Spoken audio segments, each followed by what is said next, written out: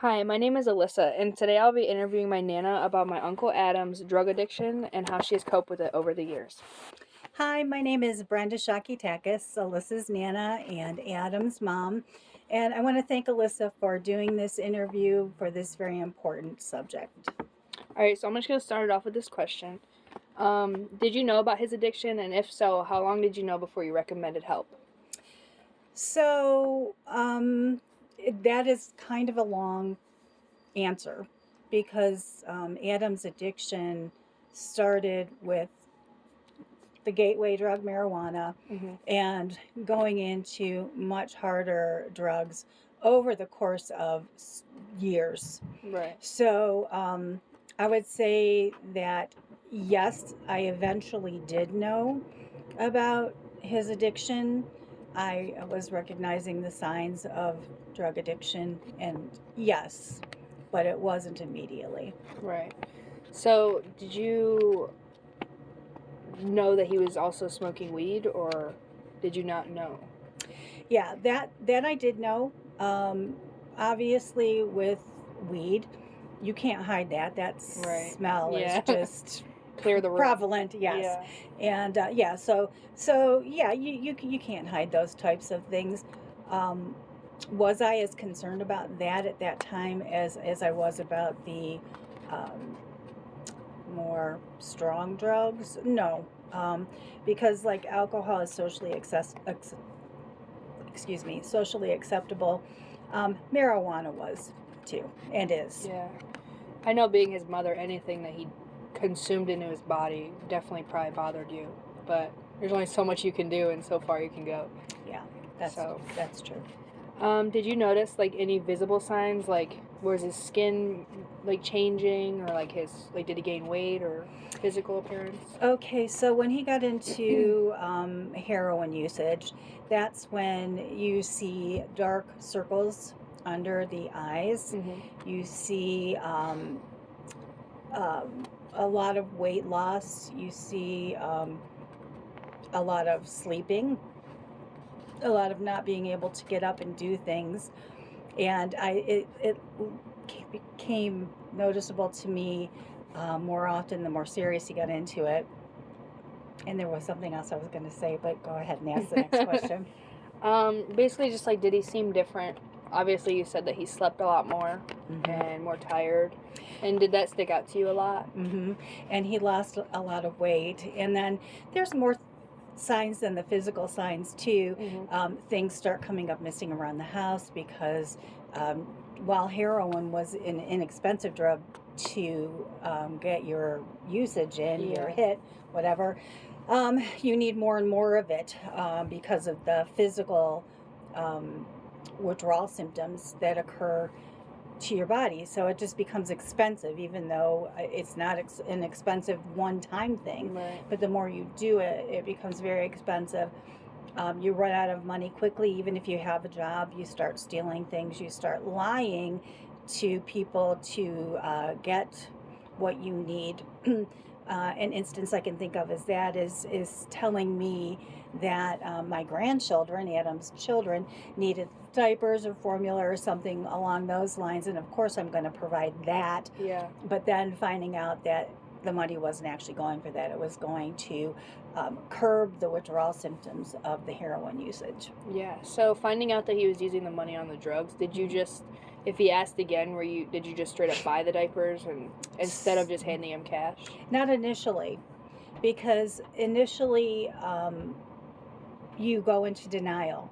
Yeah. And you don't want to believe it. Yeah, you don't want to believe that that's what's happening.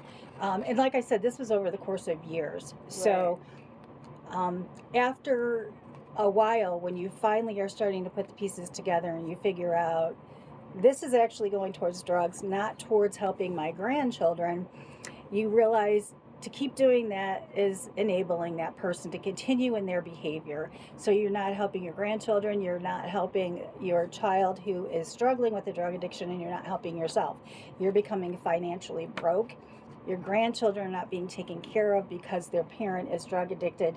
And while they're together, the parent isn't taking care of the child because they can barely take care of themselves and be awake. Right. So you saying that they couldn't really take care of the kids. So what age were the kids around when you took them in? So basically, the children have lived with me the majority of their lives.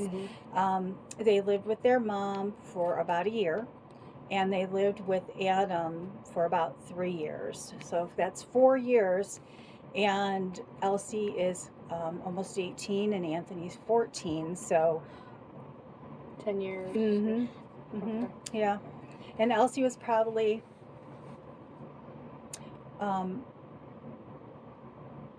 3 at the time that all this was going on.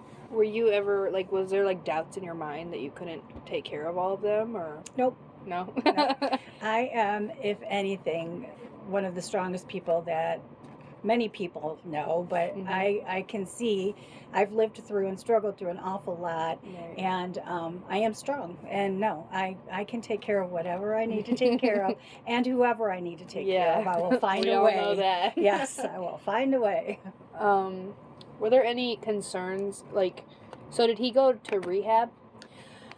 He was in rehab, but probably what did the best good for him was going to prison.